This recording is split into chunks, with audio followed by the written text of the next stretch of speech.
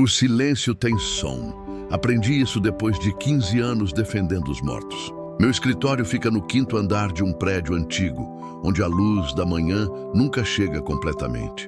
As janelas dão para um cemitério. Não foi por acaso.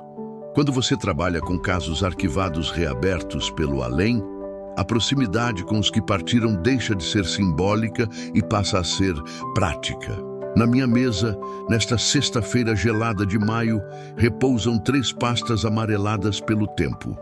Dentro delas não há apenas papéis. Há vidas interrompidas, verdades sufocadas, injustiças que o tempo tentou enterrar. Mas a morte, descobri, não encerra processos. Às vezes, ela os reabre. Meu nome é Dr. Gabriel Monteiro. Sou advogado criminalista há 2 décadas, mas há 5 anos minha advocacia mudou de natureza. Comecei a receber clientes que não assinam contratos com caneta. Eles assinam com a urgência de quem não tem mais tempo, porque já o perderam todo. Se essa história está te tocando, comenta aqui embaixo de onde você está assistindo e que horas são aí. Foi numa tarde como esta que recebi a ligação. Não foi um telefone que tocou. Foi uma sensação, um peso no peito, uma voz que não vinha de fora, mas de dentro.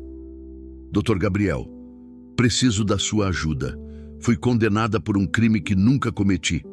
E agora, estou morta. Fechei os olhos, respirei fundo. Peguei meu caderno de anotações espirituais. Sim, tenho um. E escrevi. Cliente 47. Sexo feminino. Causa, homicídio. Status, falecida. Objetivo, revisão espiritual de sentença. Nos primeiros segundos após o contato, sempre há uma dúvida. Será delírio? Será projeção da minha própria consciência? Mas então vêm os detalhes. Detalhes que eu nunca poderia saber. Nomes completos, datas exatas, endereços, números de processos arquivados há décadas. Ela se chamava Helena Cardoso. Morreu em 1993. Foi condenada em 1991 por envenenar o marido. Cumpriu 2 anos de prisão antes de falecer por complicações cardíacas. Nunca recorreu. Nunca teve defesa adequada. E agora, 32 anos depois, sua alma me procurava para reabrir o caso. Por que agora, Helena? Perguntei em voz alta, sozinho no escritório. A resposta veio como um sussurro que ecoou dentro da minha mente. Porque o verdadeiro culpado está morrendo, e se ele partir sem confessar, minha alma nunca descansará. Levantei-me, caminhei até a janela. Lá embaixo, entre os túmulos do cemitério, vi uma figura feminina de branco. Ela olhava para cima, para mim, e então desapareceu. Voltei à mesa, abri meu notebook, digitei. Processo no 4721-1991, Tribunal de Justiça. Helena Cardoso versus Estado. O sistema demorou a carregar. Arquivos antigos levam tempo. Mas quando a tela finalmente exibiu o PDF digitalizado, senti um arrepio percorrer minha espinha. Ali estava tudo. A acusação, as testemunhas, a sentença. E no canto inferior direito da última página, uma anotação manuscrita do juiz. Caso duvidoso, condenação baseada em indícios frágeis, que Deus perdoe minha decisão. Aquele juiz sabia, ele sabia que Helena era inocente, e mesmo assim condenou. Fechei o arquivo, peguei meu telefone, liguei para o fórum. Bom dia, aqui é Dr. Gabriel Monteiro. Gostaria de solicitar acesso ao processo físico número 4.721 de 1991. Sim, eu sei que está arquivado. Sim, é urgente. A atendente hesitou. Doutor, esse processo está no arquivo morto. Literalmente. Precisamos de autorização judicial para exumá-lo. Exumar. Que palavra apropriada. 3 dias depois, eu estava no subsolo do fórum, cercado por prateleiras de metal que se estendiam até o teto. O cheiro de mofo e papel antigo era sufocante. A funcionária que me acompanhava, Dona Célia, usava uma lanterna para iluminar os corredores escuros. Aqui está, ela disse, apontando para uma caixa de papelão parda com a etiqueta. 1991. Processos Criminais. HL. Peguei a caixa.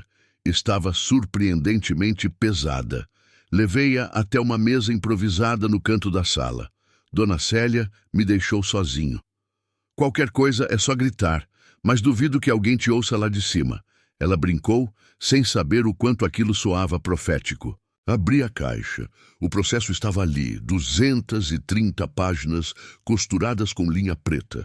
A capa estava manchada. Parecia sangue, mas era apenas ferrugem da grampeação. Comecei a ler, página por página, depoimento por depoimento. Helena Cardoso, 34 anos, professora de literatura, casada com Eduardo Cardoso, 42 anos, empresário. Moravam em Petrópolis, Rio de Janeiro. Casamento de 10 anos, sem filhos.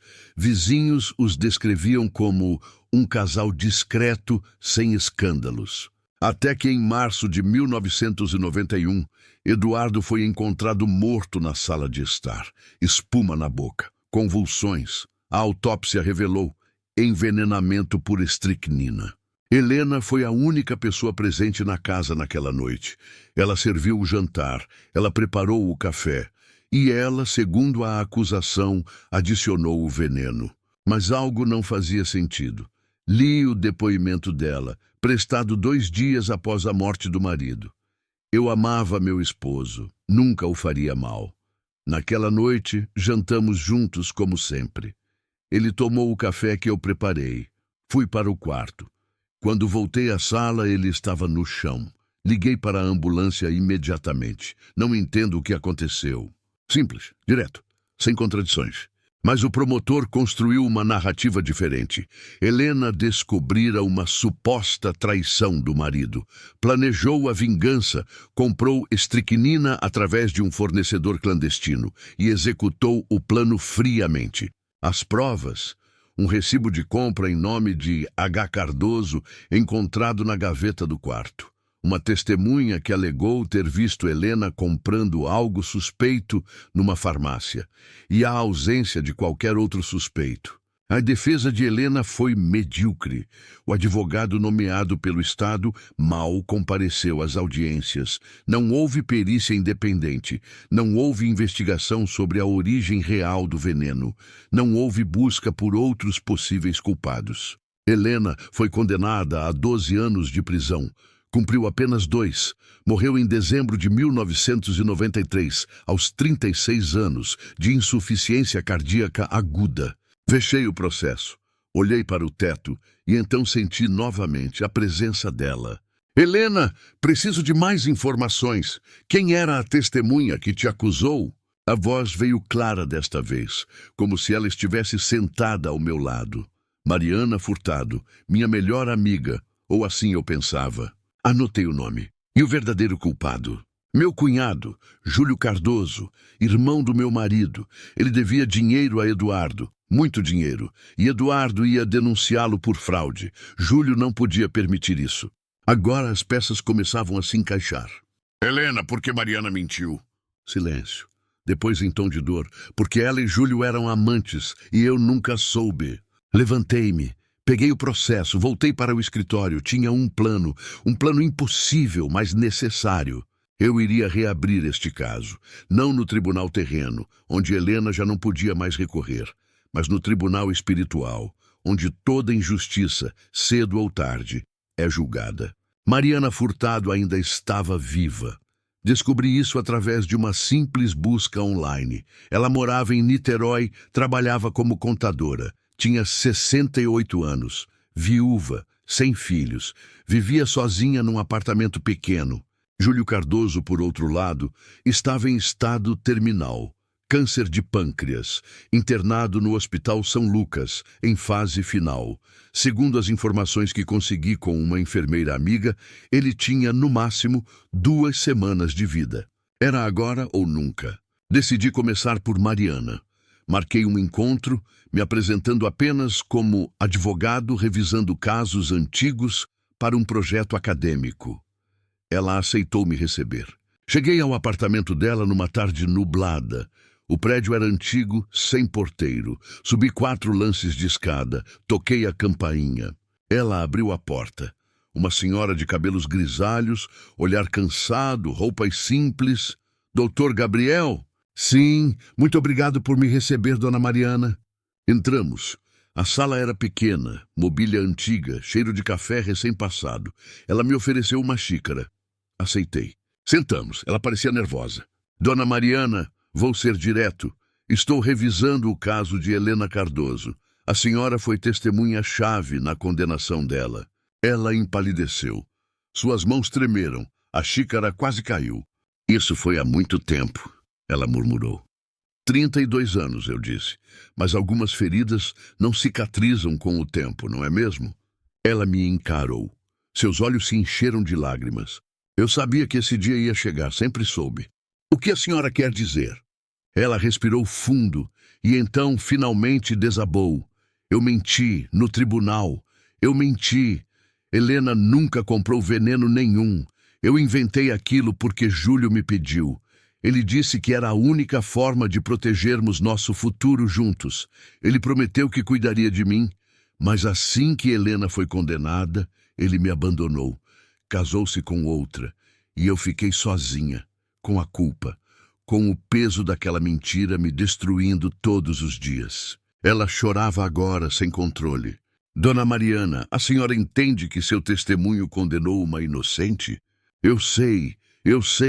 Tentei voltar atrás. Procurei o juiz, mas ele disse que o processo já estava encerrado. Tentei visitar Helena na prisão, mas ela se recusou a me ver. E quando ela morreu, eu quis morrer também, mas não tive coragem. Peguei meu gravador.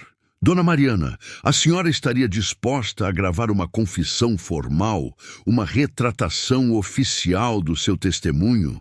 Ela olhou para mim com uma mistura de alívio e pavor. Isso vai me levar para a cadeia? Não sei, talvez, mas vai libertar sua alma e a dela. Ela assentiu. Então grave, por favor. Quero tirar esse peso de mim. Gravei 15 minutos de confissão completa. Cada detalhe, cada mentira, cada manipulação de Júlio. Quando terminamos, ela parecia 10 anos mais jovem. Como se a verdade, finalmente dita, a tivesse libertado de uma prisão invisível. Obrigado, Dona Mariana. A senhora acabou de fazer justiça. Ela segurou minha mão. Diga a Helena, onde quer que ela esteja, que eu sinto muito, muito mesmo. Saí do apartamento com a gravação. Metade da missão estava cumprida. Agora faltava a parte mais difícil, confrontar um homem à beira da morte. O Hospital São Lucas cheirava a desinfetante e desespero. Passei pela recepção, me apresentando como advogado da família. Não era mentira.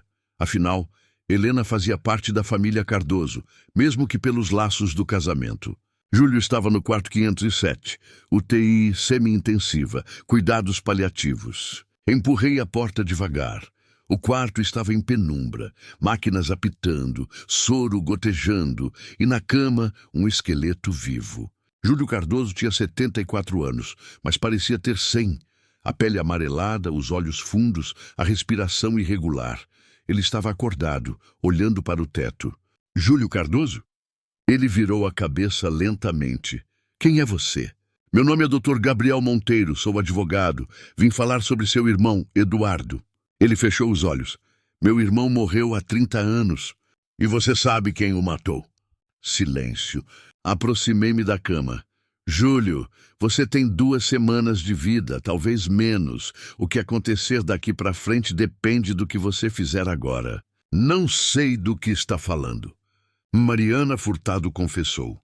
Gravei tudo. Ela contou sobre o caso de vocês, sobre a dívida, sobre o veneno, sobre como você manipulou o testemunho dela para incriminar Helena. Ele abriu os olhos. Havia medo neles. Helena morreu inocente, na cadeia, por um crime que você cometeu. Júlio começou a chorar. Não eram lágrimas de arrependimento, eram lágrimas de pânico. Eu não queria. Ele ia me denunciar, ia me destruir. Eu só queria assustá-lo, mas a dose foi errada e ele morreu. E você deixou Helena pagar pelo que você fez. Ela era forte. Eu achei que ela aguentaria. Não sabia que ela ia morrer na prisão. Mas ela morreu. E agora você vai morrer também.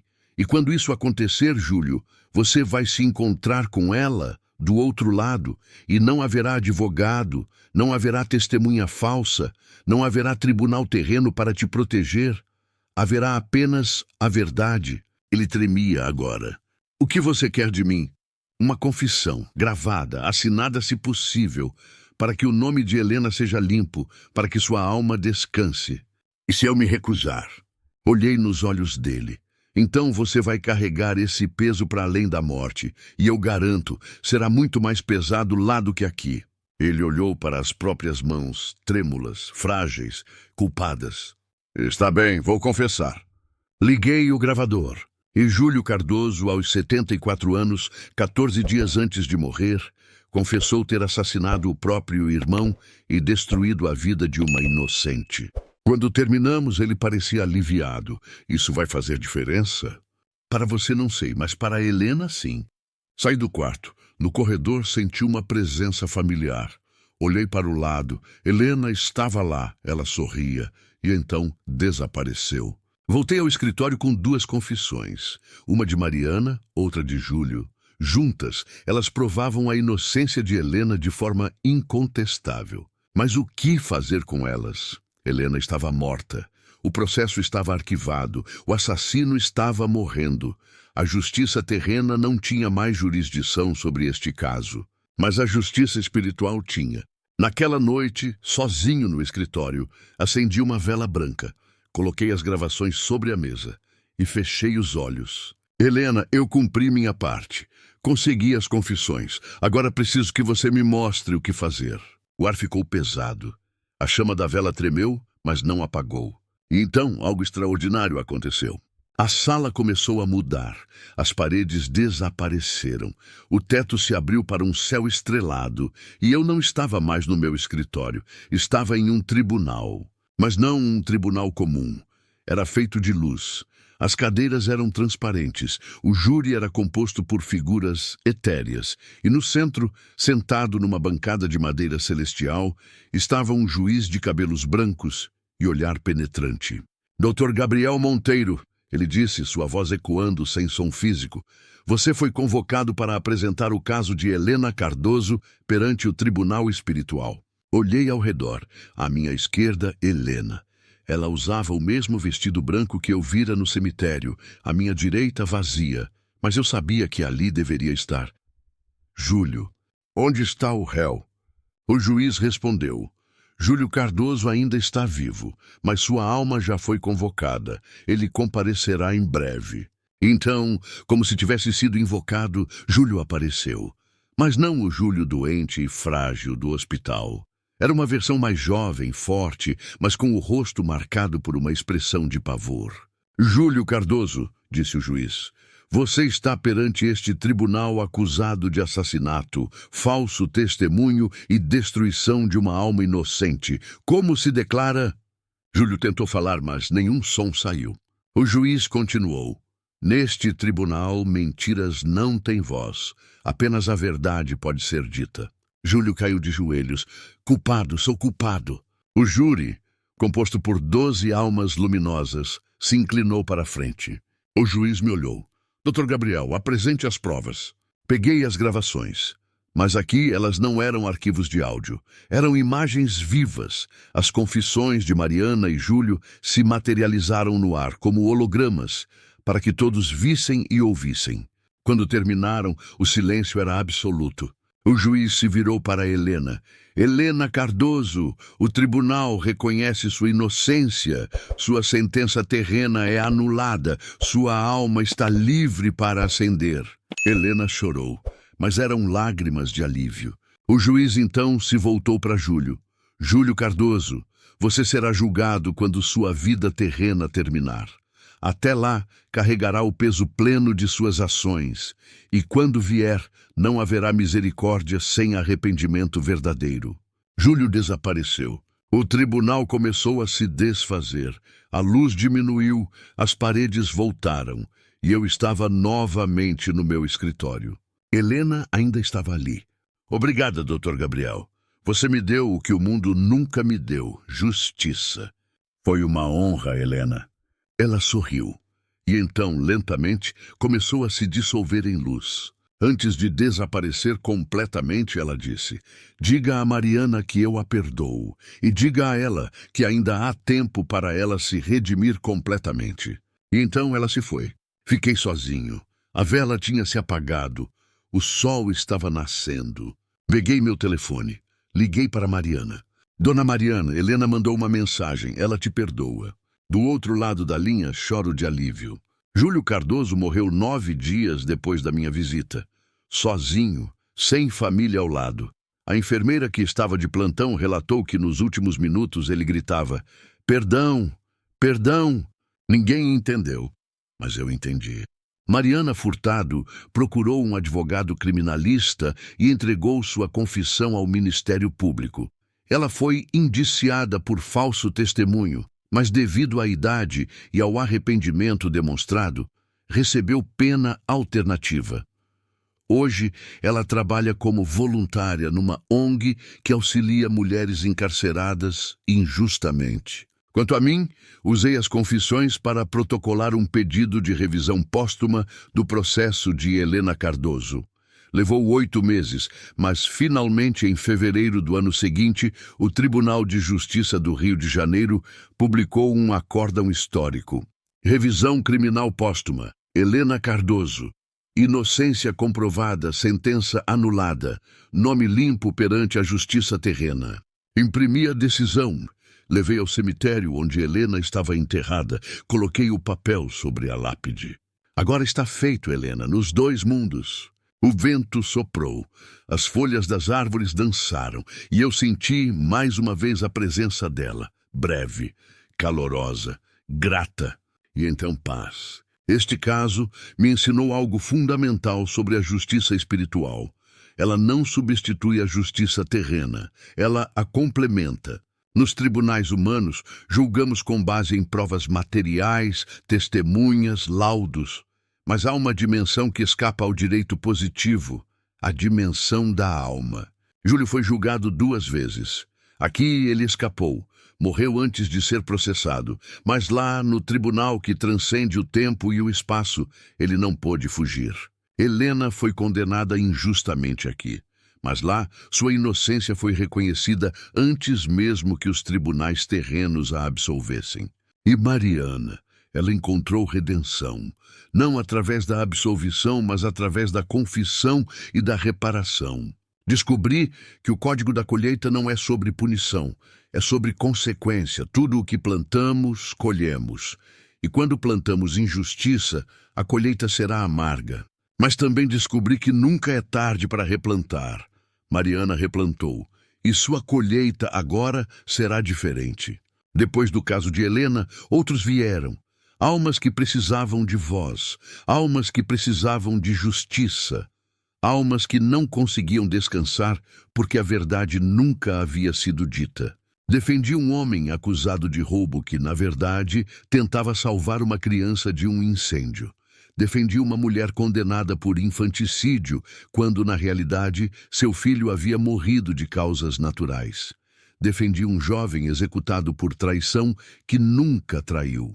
Cada caso é único, mas todos têm algo em comum, a busca pela verdade, e a certeza de que, no final, toda a verdade vem à luz. Aprendi a ouvir o silêncio, aprendi a sentir presenças, aprendi que a morte não é o fim, é apenas a mudança de jurisdição. Ser advogado dos mortos tem um preço, não financeiro. Meus clientes não pagam honorários em dinheiro, mas emocional, espiritual.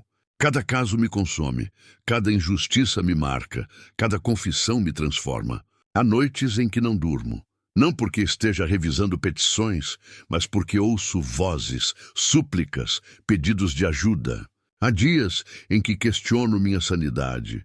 Será que tudo isso é real? Ou estou apenas projetando minha própria necessidade de justiça em narrativas imaginárias? Mas então vêm as confirmações. Informações que eu não poderia saber. Documentos que surgem exatamente onde as almas disseram que estariam. Confissões que se materializam exatamente como elas previram. E eu sei, é real. Tudo é real. O tribunal espiritual não tem horário de funcionamento. Não tem feriados. Não tem prescrição. Ele funciona em outra dimensão, onde o tempo é fluido e a justiça é absoluta. Não há recursos protelatórios, não há testemunhas falsas, não há juízes corruptos. Lá cada alma é julgada pelo que realmente fez, não pelo que aparentou fazer. E cada sentença é justa, porque é baseada na verdade absoluta. Aqui, no mundo terreno, ainda precisamos lutar. Ainda precisamos buscar provas. Ainda precisamos confrontar mentiras. Por isso que meu trabalho é necessário. Eu sou a ponte entre os dois mundos, entre as duas justiças. 3 meses após a revisão de sua sentença, Helena voltou. Não para pedir ajuda, mas para agradecer. Apareceu no meu escritório numa tarde chuvosa. Sentou-se na cadeira em frente à minha mesa. Sorriu. Dr. Gabriel, vim me despedir. Você está partindo? Sim. Agora que meu nome está limpo, posso seguir. Posso ascender. Para onde? Ela olhou pela janela, para um lugar onde a justiça não precisa ser buscada, porque já existe naturalmente. Parece bom. É, mas antes de ir, queria deixar uma mensagem para você e para todos que um dia puderem ouvir. Estou ouvindo. Ela se inclinou. A justiça pode ser lenta, mas nunca falha. Se você foi injustiçado, não desista. Se você injustiçou alguém, confesse, porque no final, todos nós colhemos o que plantamos. E não há advogado, não há tribunal, não há recurso que possa mudar essa lei. Anotei cada palavra. Obrigado, Helena. Obrigado a você, Dr. Gabriel, por acreditar, por lutar, por não desistir das almas esquecidas. E então, pela última vez, ela desapareceu. Mas sua mensagem permaneceu. Hoje, 5 anos depois de começar esse trabalho, olho para trás e vejo quantas almas foram libertas, quantas injustiças foram corrigidas, quantas verdades foram reveladas. Mas também vejo quantas ainda esperam, quantos casos ainda precisam ser reabertos, quantas vozes ainda precisam ser ouvidas. O trabalho nunca termina. Porque enquanto houver injustiça no mundo, haverá almas que não conseguem descansar. E enquanto houver almas que não conseguem descansar, estarei aqui, no meu escritório, com vista para o cemitério, ouvindo o silêncio que tem som. Porque aprendi que a advocacia não termina com a morte, ela apenas muda de forma. E aprendi que o código da colheita é simples, mas implacável. Toda causa tem uma consequência. Todo ato tem um retorno. Toda injustiça, cedo ou tarde, será julgada. Não importa quanto tempo passe. Não importa quantas testemunhas mintam. Não importa quantos tribunais falhem. No final, a verdade sempre vence. Sempre. Helena me ensinou isso. E centenas de outras almas também. Então, se você está ouvindo esta história, deixo a mesma mensagem que Helena me deixou. Se você foi injustiçado, tenha fé. A justiça virá. Se você injustiçou alguém, confesse. A redenção ainda é possível. E se você é apenas um espectador, lembre-se, tudo o que você planta, você colhe. Não há exceções, não há atalhos, não há como escapar. Porque o código da colheita não é uma metáfora. É uma lei universal, eterna, inquebrantável. E eu continuarei aqui, defendendo os que não têm mais voz, lutando pelas verdades esquecidas, reabrindo os casos que o tempo tentou arquivar. Porque toda alma merece justiça, mesmo depois da morte, especialmente depois da morte. E se um dia você precisar de mim, saberá onde me encontrar. No escritório do 5º andar, com vista para o cemitério, onde o silêncio tem som e onde a justiça nunca dorme. Toda causa tem uma consequência e toda alma um destino. O que você vai plantar hoje?